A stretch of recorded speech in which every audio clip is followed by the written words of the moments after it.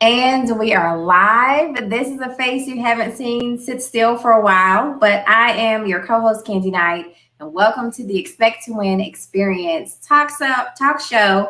We are back for yet another live show. Thanks for joining us.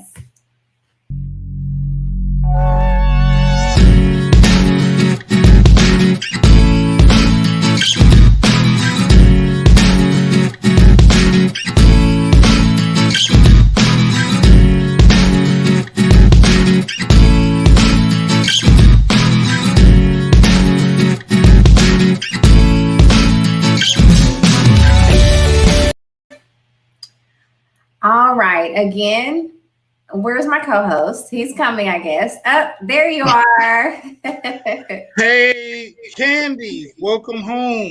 Thank you. I feel like the prodigal daughter. It's been so long since I've been around. So it's so good to be back. Thanks for Well, not replacing me.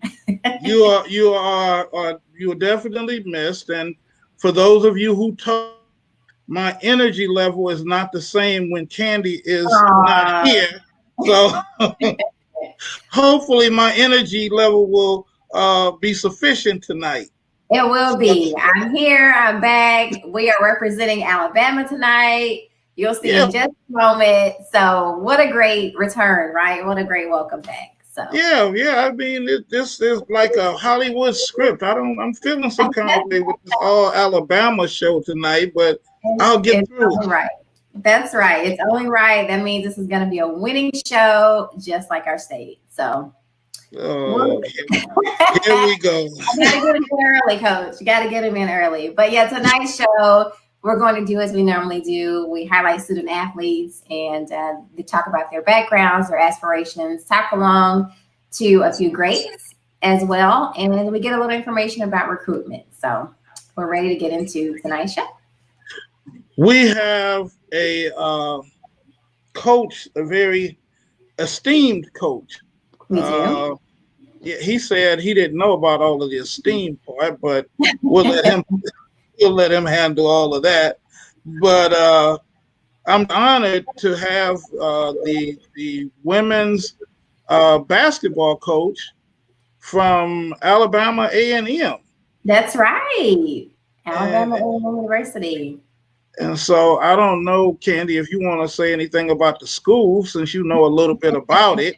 Well, I do know a little bit about the school. So I would say A&M is in my city, but the college has its own zip code, which is unique in itself. So I'm in Huntsville, Alabama, and the school is in Normal, Alabama. But for those of us in Huntsville, the school is here. It's an HBCU, and it's actually also where I'm currently receiving or getting my master's degree. So I am currently an Alabama A&M Bulldog. Hence the shirt. I had to represent the school tonight, and I'm excited to talk to Coach Morgan. We'll talk to him in just a few, and I'm sure he'll tell a little bit about A&M and how he got started there as well. So I'm excited to talk about my school tonight. Well, we're going to do it right now, Candy. We're going to bring Coach Morgan in. And Coach Hey, how y'all Morgan, doing? How you doing, sir? Hi, welcome, fellow Bulldog. Yes, ma'am. Yes, ma'am. No bark, all bite though. That's That's right. how we do it. That's right. See, I'm Coach, gonna, we're ready here in Alabama. I'm going to show you guys how I feel about He's left the building. There you go. I am a Trojan, Coach Morgan. So Candy and I always have these battles. And Yes, sir. now she has some backup. So I don't know how I feel about that. Well, before I know or make sure I have complete backup, I want to know if you're an Auburn fan or a Bama fan. Neither. It's all about the Florida Gators. Oh I man, am from I am from Tampa, Florida. It's all about the chomp and the swamp. That's what it man. is for me, the orange and blue. I thought I he, had complete backup. That's all Yep. right. We're Yes, still ma'am. A&M. he Yes, threw you a ma'am. curve, He Candy. did. He Yes, did. ma'am. Yes, ma'am. So absolutely. So, are you from Florida? I'm so sorry. What did you Are you, say, ma'am? are you from Florida? Yes, ma'am. From Tampa, Florida originally. Okay. Yeah. So Well, born that and makes raised in Tampa, Florida, and then, went and played college basketball and left, but was born and raised in Tampa, Florida. okay. Well, that makes perfect sense. Yes, ma'am. Yes, ma'am. Absolutely. Well, let's get started then with our first question, Coach. How did you get into coaching? It's really funny. On accident. On accident, I got into coaching. Wasn't intentional. I think I, like most people that play basketball, they want to play professional. And what was interesting was my mom is a hairdresser and grew up in a hair salon. And so one of her clients is a good friend of her, has a daughter that wants to play basketball. And so I'm home for the summer, and I'm like, well, that's fine. I need somebody to rebound for me so I can get my shots up anyways. And so I literally said, hey, if you come with me and you just rebound for me so I can get my 1,000 shots up every day, I'll show you what I'm doing. I'll tell you what I'm doing, and we'll just kind of see what happens, and then I'll put you through some workouts. And so I'm like, that's fine. And this little girl, just fifth graders, following me around, and we're just kind of working out. And I leave and go to school, and then I get a phone call. Hey, she just played her first game. I said, okay, how'd she do? She had 42 points tonight. Oh, wow. And I was like, what? I didn't think she was that good. I was like, I mean, she made some shots. And so then the next summer comes and we do the same thing again. And then I get a phone call and it's, hey, she played her first game tonight. And I was like, oh, okay, how'd she do? Well, she had 40 at half and they didn't let her play the second half. Wow. Right. So what was interesting was while I was playing, I didn't even realize I was really coaching and training a young lady to the level that I was. But she ended up becoming a Division I player. So when I got done playing and I went home, it just naturally took its course. Like, hey, I'll coach your AAU team and some other things, and just kind of accidentally ended up in it. Wow. That's pretty awesome. Well, that kind of takes us to the next question, but I figure this may be. So the next question is, what's been your most rewarding part, or the most rewarding part when it comes to coaching? But this story itself sounds like it was pretty rewarding. That story is big, but I mean, in 3 years as a high school coach, on the women's side, I had 22 young ladies go to college on full scholarships out of 23. Right. And I was dealing with a lot of young ladies that were going to be first or second generation college students. So that's huge. And then when you're watching young ladies come from, first generation college families, and you keep watching them, walk across the stage now as I'm getting a little bit older and I'm going to weddings and graduations. And I mean, the life stuff is way better than the coaching stuff. And those are the most impactful things that have happened to me as a coach, is going to weddings, seeing, babysitting every once in a while. Somebody has a baby and it's, hey, come see Coach Morgan, and, those things. That's the stuff that's just unbelievable, and motivates me every day. It makes me really want to work hard, give more, and be a difference maker, and not just a coach. I love that. So they're like family to you now. So I know that they've always been that way. They've always been family. They've been family since day one. Basketball made up for a lot of maybe lackings that I had growing up. So I didn't know how to approach it any different than it being like, this could be the most important thing that this young person has going for them. And we need to approach it as such, because I don't know what happens when they go home. Right. And, I don't know if, I was a person who had trouble in school. I was academically ineligible in high school because the only thing I cared about was basketball. And just trying to, fill in some of those gaps for these young ladies is huge for me. That's awesome. Coach, what's the toughest part about coaching? The toughest part about coaching, I think being a difference maker. I think that's what's really, really tough. I mean, it's really easy to get caught up in the transactional relationships of being a coach. It's very easy to get caught up in, you're not doing the things that I need you to do.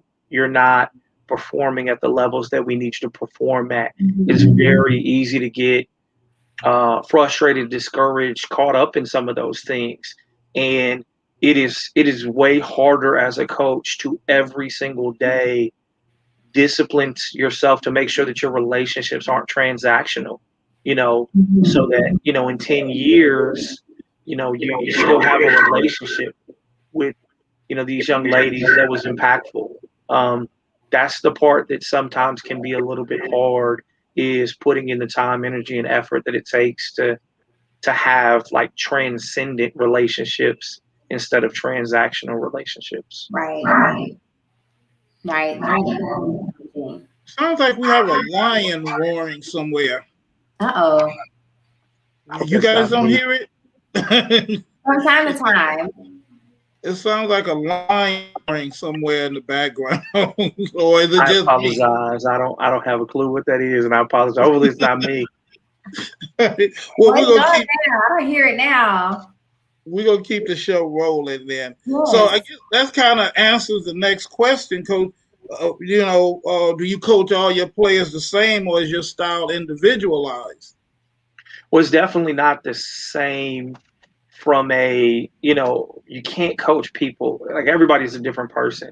We try to recruit a certain type of young lady, and we're looking for a particular type of young lady. But even in the midst of having similar attributes or mandatory core foundational things, they're still completely different people. And so you have to coach them differently. Now, what I would say is everyone gets coached passionately. Absolutely. Like, there's going to be a passionate, aggressive, you know, every day. Um, but in regards to the personality stuff, it's got to be different. Everybody's personality is different. Okay. Awesome. That makes sense.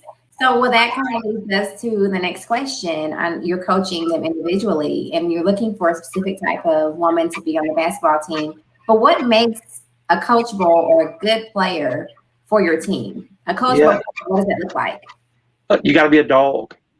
So we're the Bulldogs. I Mhm. think it's really huge when you can take your mascot and you can make it into an acronym that specifically feeds into what you need in your program. So we need dogs, DAWG. You have to be a dedicated, appreciative, well-rounded go-getter. I like And that. that's what it is. We want dogs. If you're a dog in that regard, everything else works out. Because the basketball part is really the easiest part of the equation. But the character personality stuff is the tougher part of the situation. Coach, a lot of kids, I mean, if you look on Twitter, and I'm pretty sure you see it, all these kids talk about getting their offers, I got looked at by a certain college. Talk about the scholarship part of athletics. How many schools? I mean, how many scholarships does a school get? You as a coach, are you told you only have X amount of scholarships, and how do you determine who's going to get a full and who's going to get a partial? Yes, sir. So, I mean, the NCAA obviously sets the regulation on the maximum amount of scholarship players that you can have. At our level, it's 15. And Mhm. then every school's situation, even at the Division I level, a lot of people don't realize every school situation is dynamically different. So, some schools might have 13 full scholarships or 10 full scholarships, even at the Division I level, when they can have 15 people. In regards to full or partial scholarships, we don't run into those issues as much at our level, um, because of the fact that we do have the ability to have 15 young ladies on scholarship. When I was coaching at other levels, when I was at the Division II level, um, it's always going to be about being a difference maker. I mean, if you're not a difference maker, then at other levels it can be difficult to get a full scholarship. And I mean, for us, when I was at the Division II level, we would slot out, three young ladies maybe out of 10, and say, hey, these three can get full scholarships, because I was at an institution that we only got 5 or 6 scholarships and had to turn into 10 full scholarships. Okay. So, what is A&M's classification as far as division? We're Division I school. We're Division I school in the SWAC, the Southwestern Athletic Conference. All right, very nice. And speaking of SWAC, I remember or just heard that recently the football team won the championship here. Yes, ma'am. Well, recently, maybe a month ago. Yes, ma'am. So, and what's interesting is didn't just win the SWAC championship, but was also the Black College National Champion as well, which is huge for us.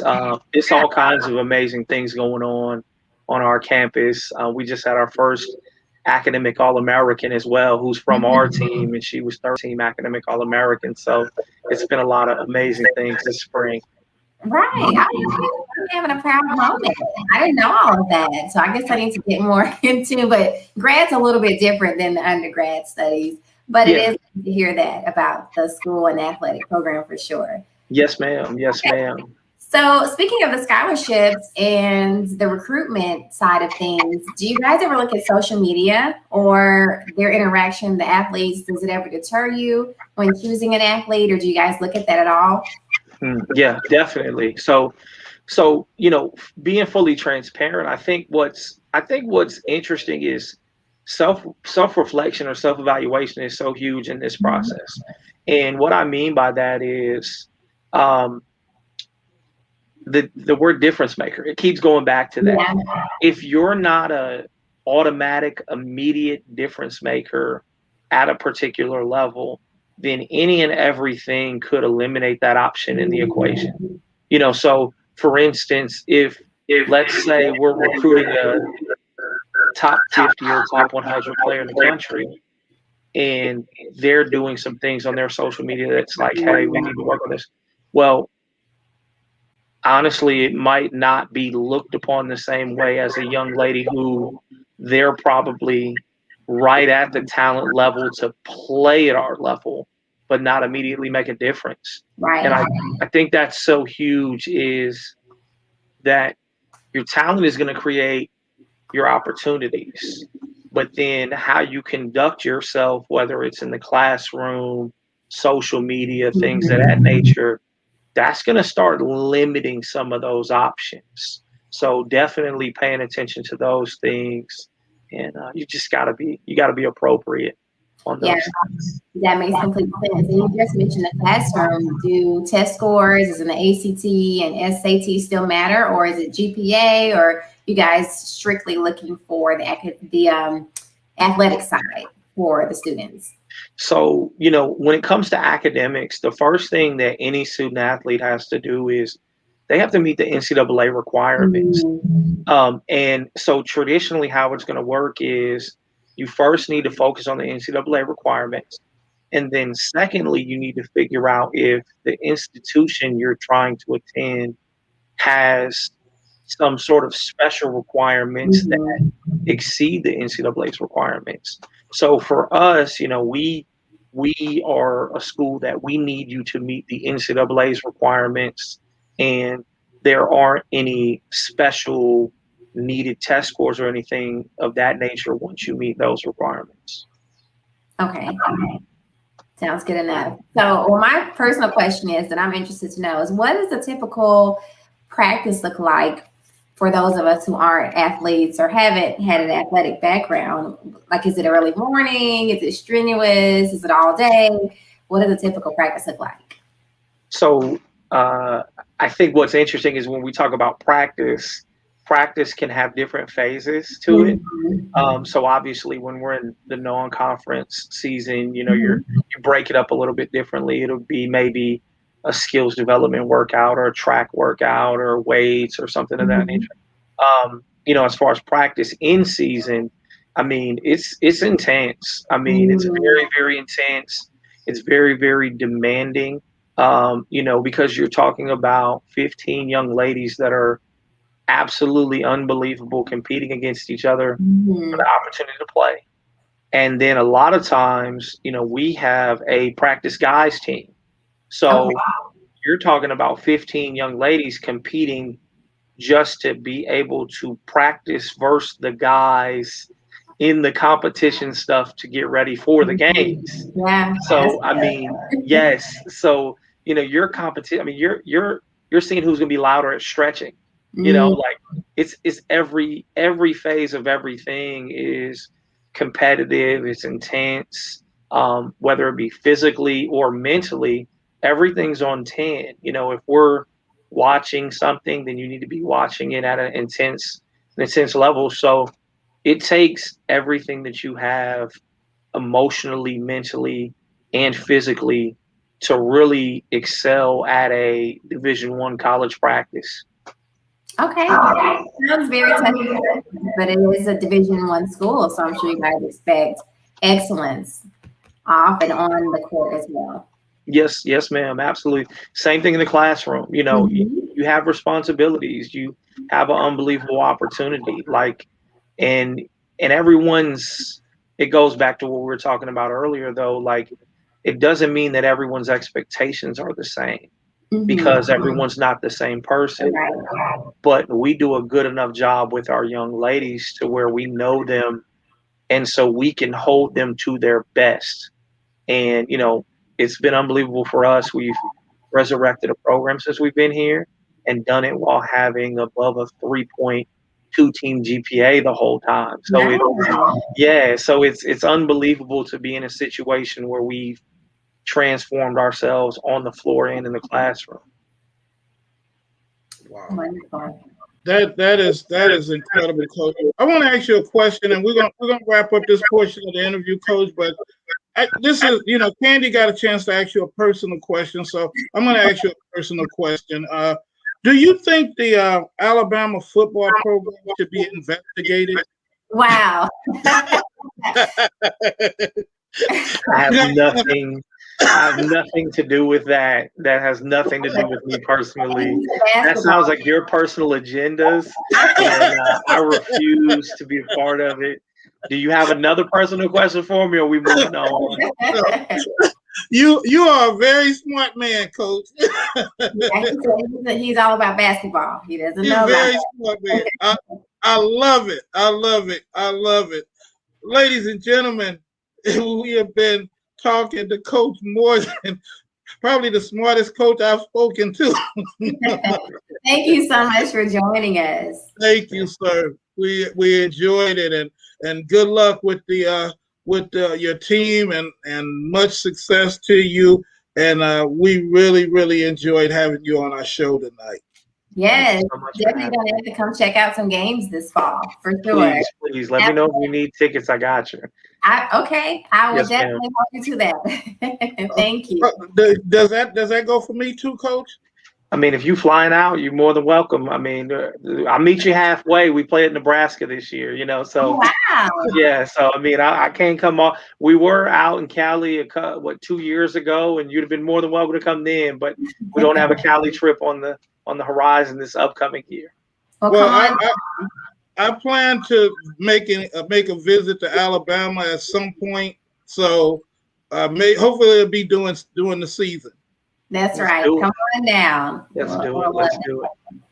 All right, ladies and gentlemen, Coach Morgan from Alabama A&M women's basketball coach. Thank you, Coach. Thank you. Such great, insightful information, for sure. Definitely. Yeah. And we have the best guest on our show. We really do. From all aspects of sports, and anyone that is not taking this information and using it, I mean, come on, you can't beat it. You can't beat what you get here on the Expect to Win experience. They do really great tools, and I like the acronym that he used for dogs, and I can't remember exactly what it was. I'll have to get it again. But basically, excellence, what's going to set you apart from the other players. Of course, you've got the talent. That's why you're here. But once you get here, everyone else is talented too. So what do you do to stand apart, to show yourself to be excellent on the team? And I love the part where you talked about having relationships and going to weddings and seeing the families come back. And I'm sure that would probably be the best part for me, to see them grow into women and have their own families and stuff. So great information. what I liked about that, Kandi, is that a lot of times you may expect a coach to say, to see them go pro, or Right. but he really seemed like this is personal. Yeah. This is not just about sports or basketball. You Right. know, this is my family. Right. And that's how you know it's good coaching. You're actually learning your athlete and learning their personal strengths and weaknesses and how you can make them better as a person and as a player. And that's lifelong and life changing. So Yes, it is. yeah, Yes, it is. Coach Morgan. We're Absolutely. going to take a commercial break, and we will be right back in 2 minutes with our student athlete guest of the week.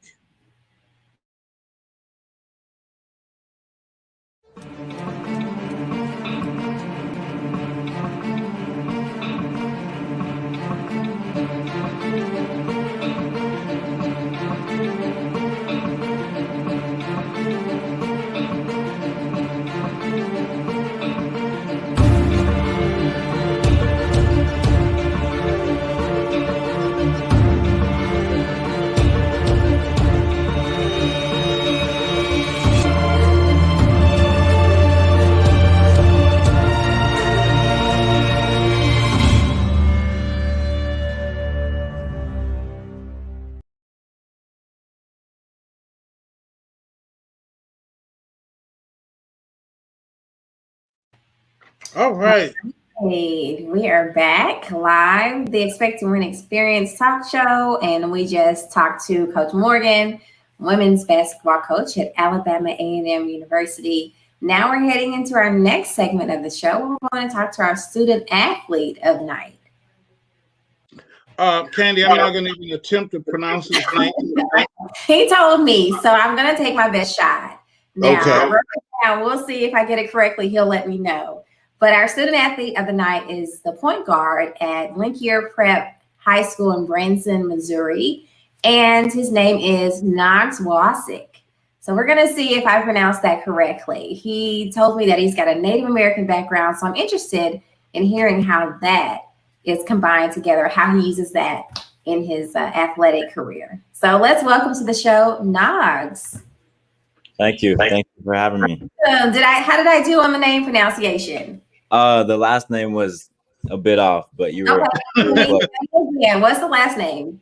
Wawasik. Wawasik. There you go. Wawasik and Knox. Okay, well, welcome to the show. Thanks for joining us. How you feeling? I feel good. I feel good. Good.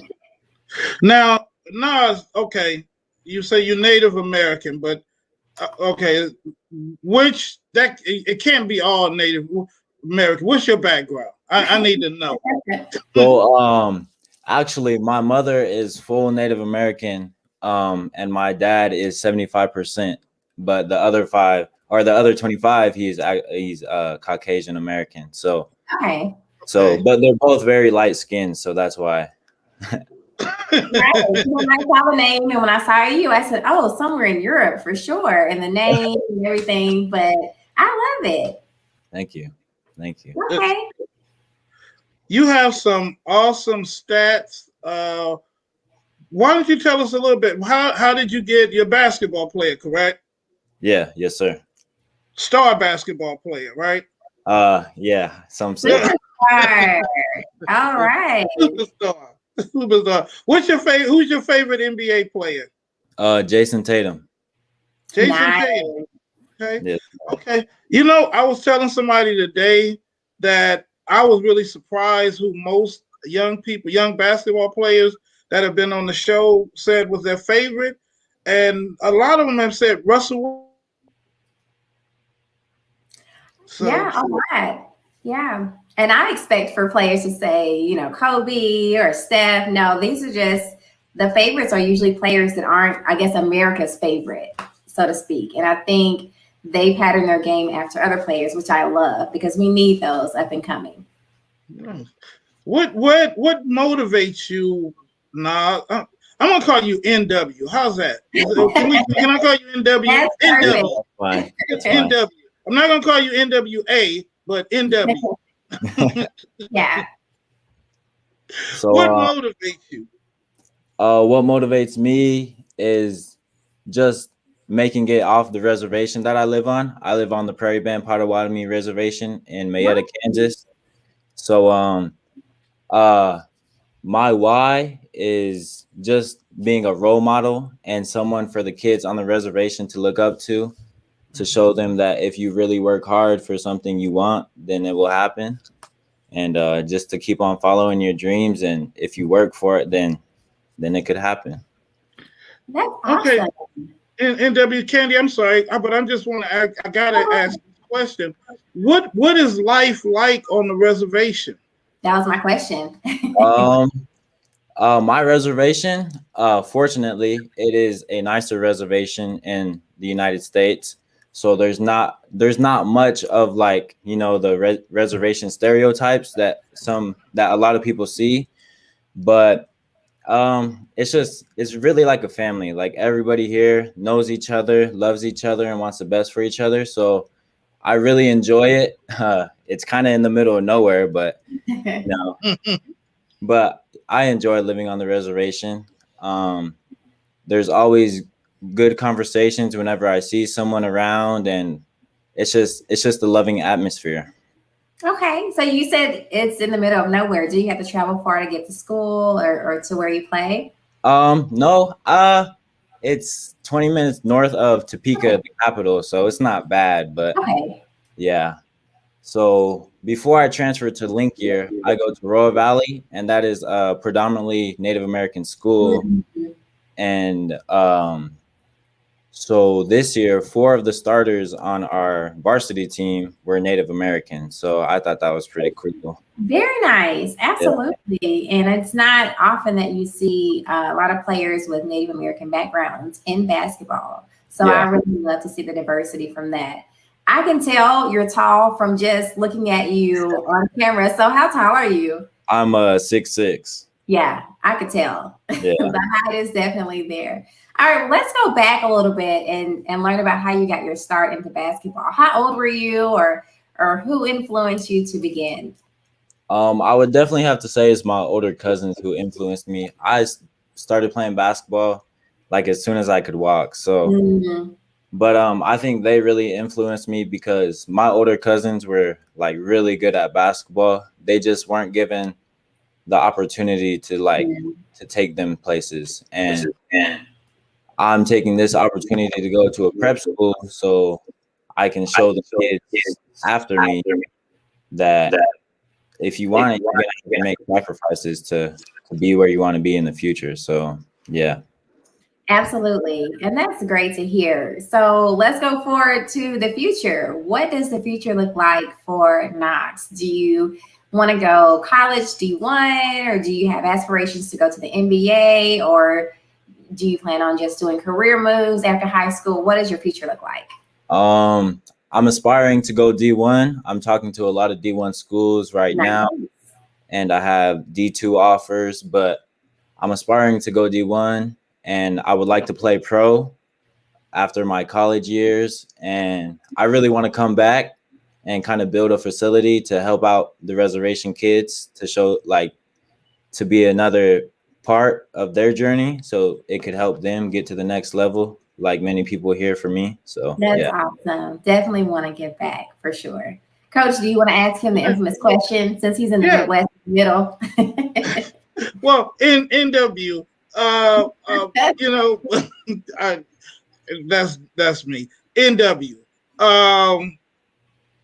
Now I forgot my question. The infamous question about where he'd rather. So we ask all of our athletes. Oh, I know now. Okay. Have there been, or do you know of any Native Americans that play in the NBA? There was I think there was one for a little bit, but then he went pros overseas. So yeah. Okay. But I aspire to be one. Absolutely. And I would definitely love to see you there. I love the diversity of it for sure. The NW, let me ask you this. What are your grades like? How difficult is it being a student athlete and maintaining a GPA to get into college? So I have a 2.6 GPA. School is really not my strong suit, so I really have to like buckle down and try hard to get some pretty good grades. But I don't know. Yeah, school's it's fun, but it's not my strong suit. Like I would rather be in the gym working out, and but for like younger people, I would definitely tell them to like their first 2 years of high school really stay on their grades and don't be like messing around because that could put you in a bad spot for your later years in high school. Absolutely. Well, you've still got another year. You told me that you were a rising senior getting ready for your last year. So I'm sure you'll rock it out and do great. Yes, ma'am. If you can get a tutor, get a tutor. That will make all the difference in the world. I believe me. A tutor will take you to the next level. Yes. Yeah, sounds good. All right, so this is a question that we ask all of our players. You're in the Midwest, so we're talking basketball and we're talking college. Now, we'll ask you in a second what college you prefer to go to and what NBA team. But so Coach is a USC fan, and I am an Alabama fan. Now, football, we know who reigns supreme. But basketball-wise, would you rather go to USC or would you rather go to Alabama and play? I think I would go to USC because I got some people.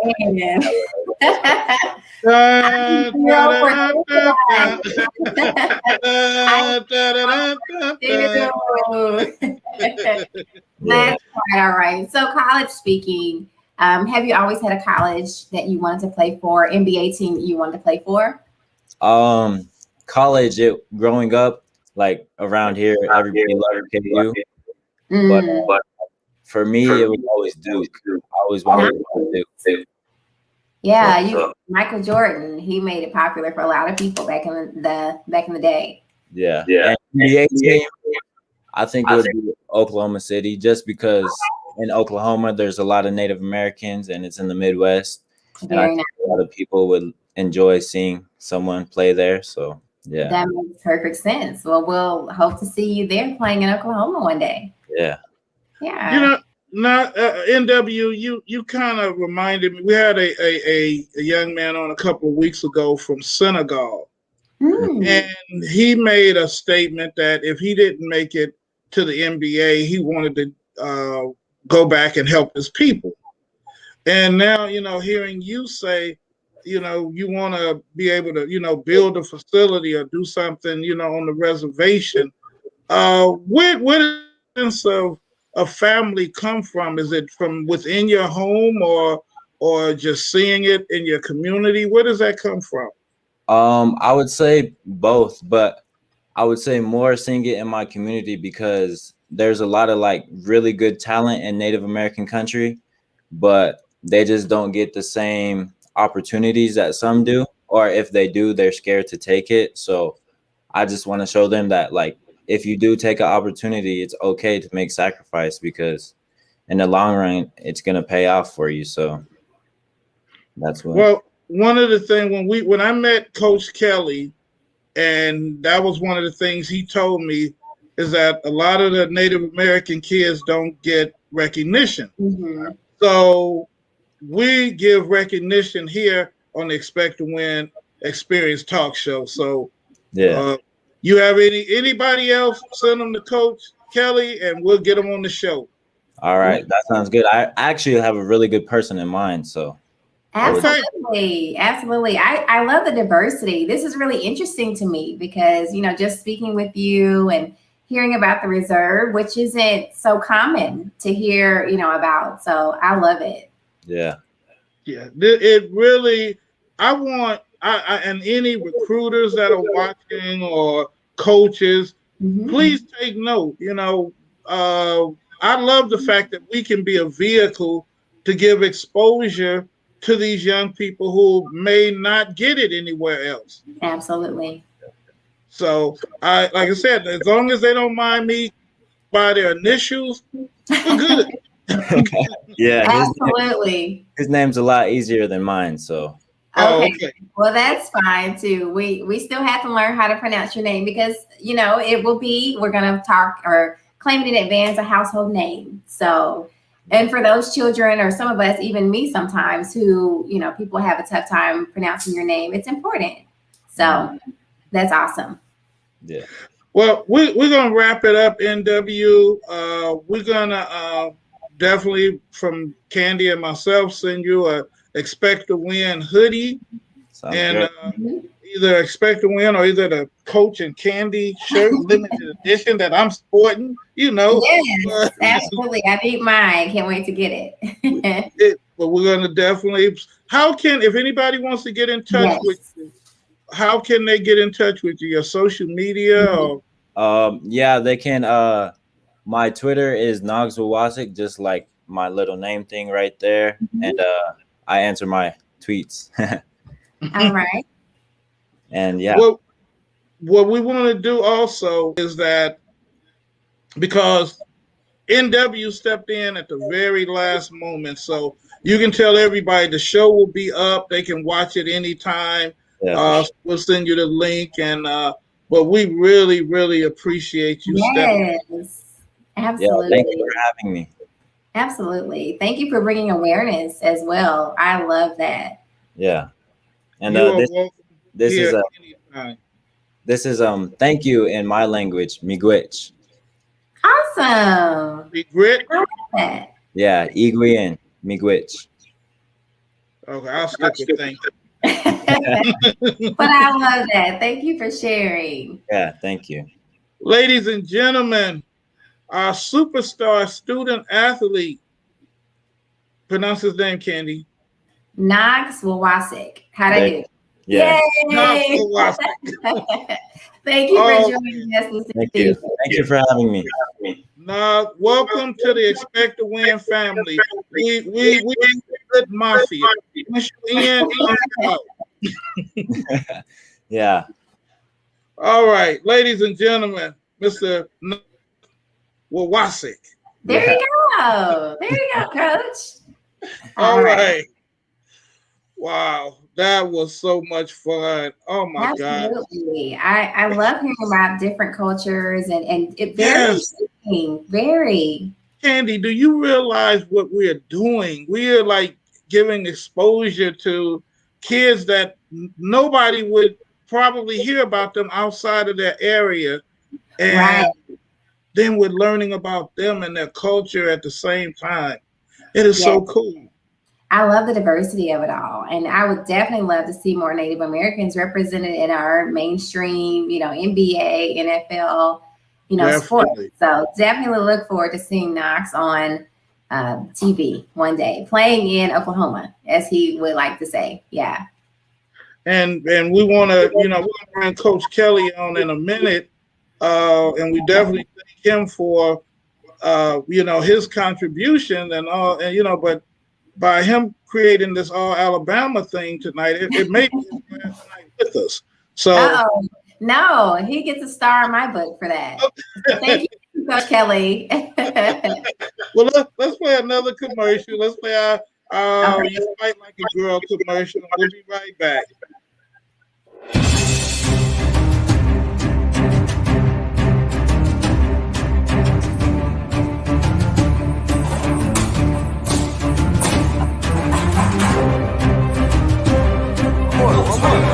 One more.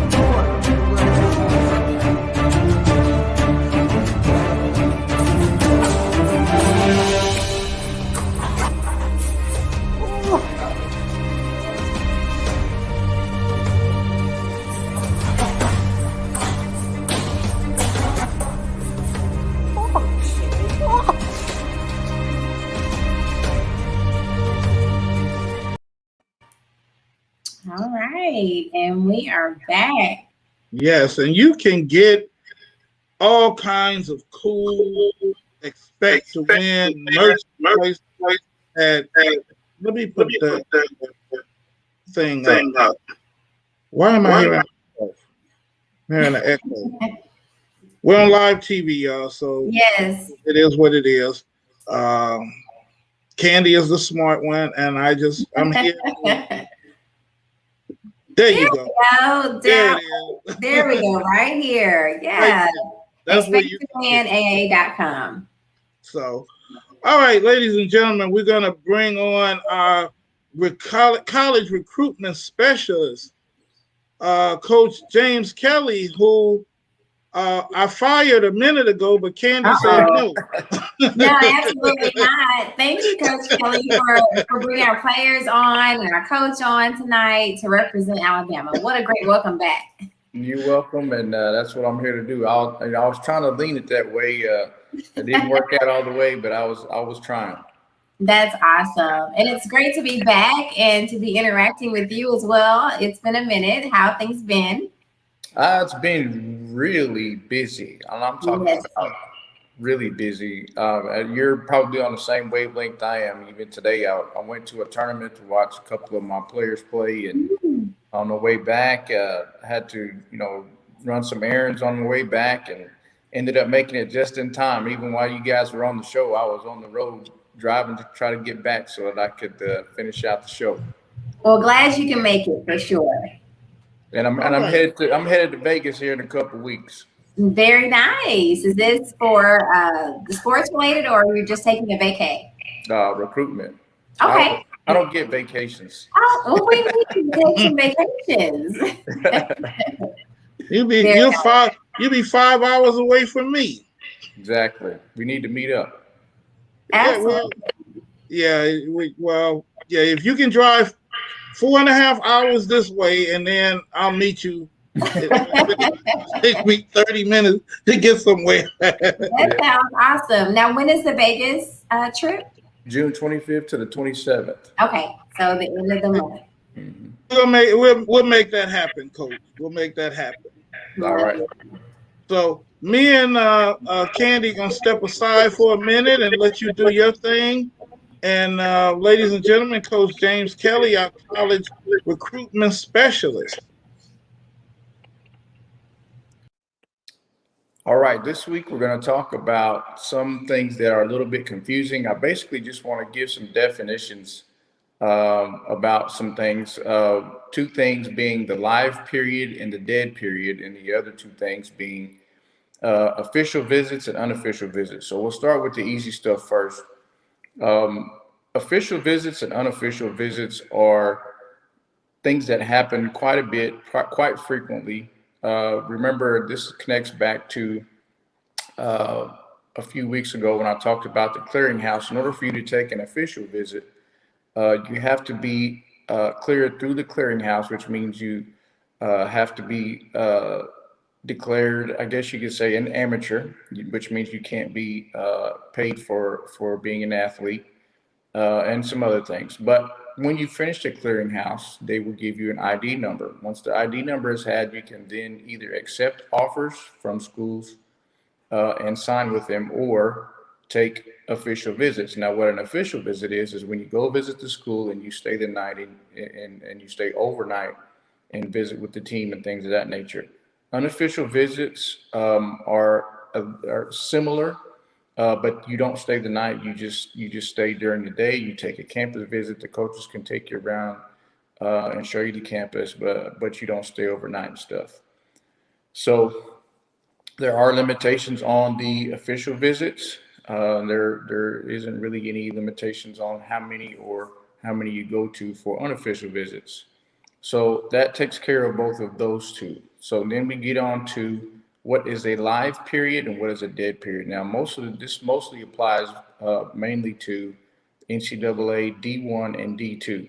D3 really doesn't have any restrictions on contact with players, especially digital. I mean, if it's digital, basically it can happen, which would be Zoom, email, text messages, and things of that nature.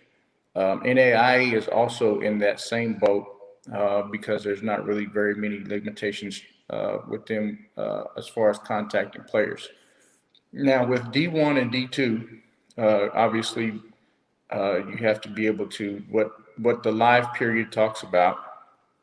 Live basically says you can have face-to-face visits among other types of contact. So if I'm in a live period, that means a coach can come visit, a coach can come watch my game, I can go on a campus visit and we can and talk face to face.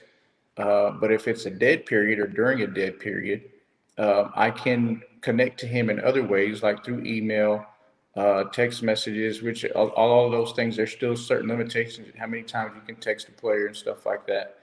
But during a dead period, you cannot meet face to face in any situation, even if you've seen them at a grocery store. You're not supposed to be able to meet the athletes in that sense. So those are the differences between the live period and dead period, and also your official and unofficial visits. And of course, there's a lot of details that go along with it. For example, if you cannot be contacted by a coach until after June 15th of your sophomore year, which rules are changing all the time, which they can also offer you uh, verbal scholarships, I guess, or verbal offers from them at that point also. So there's a lot of other rules, and then there's what they call the live period and dead period calendars, and those are always changing because of the recent pandemic. A lot of the dead periods were extended so that they were trying to make sure everyone was safe and not spreading germs and stuff. Which that was up on May 31st. So I know a lot of NCAA Division One coaches are out looking to get back in the mix and make contact physically with players, uh, because of personal relationships is really huge. And you heard Coach Morgan really allude to that, which is, building relationships with kids is huge. And it goes beyond just your athletics. And when you spend time with a kid over 4 years, you build a relationship with them. So that's all we have for this week. And looking forward to any questions I can answer.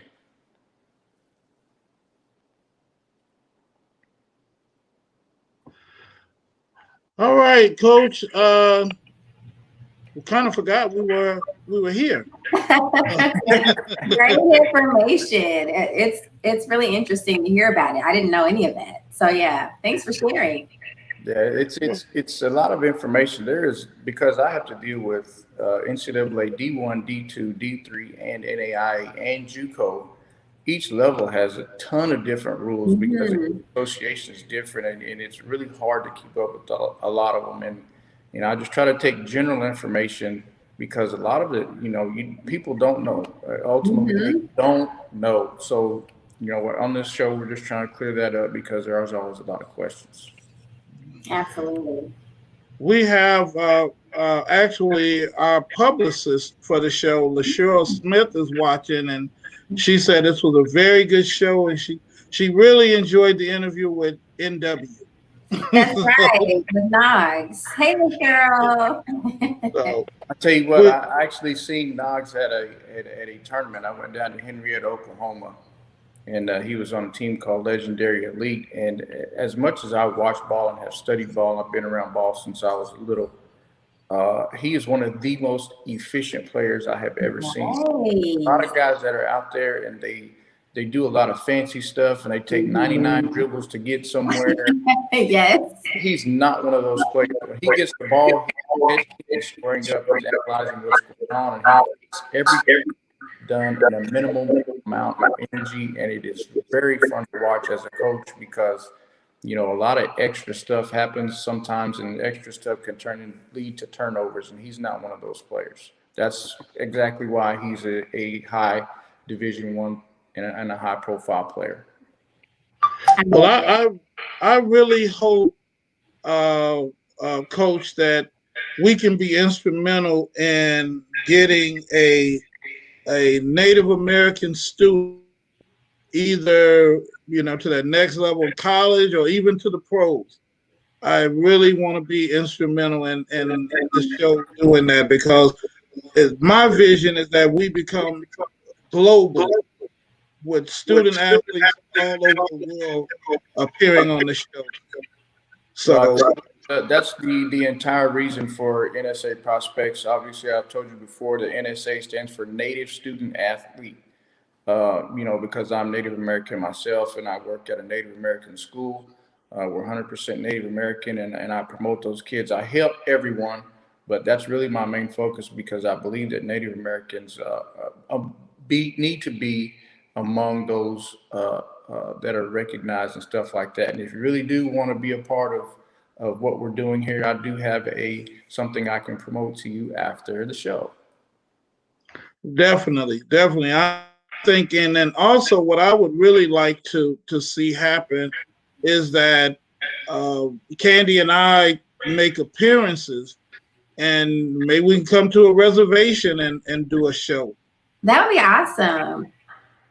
So there's a lot of different types of reservations. Actually, Oklahoma is considered, almost all of it is considered a reservation. Now, the unique part about that is there's not any one tribe that lives on a reservation, and all people live there, including white people, black people, whatever.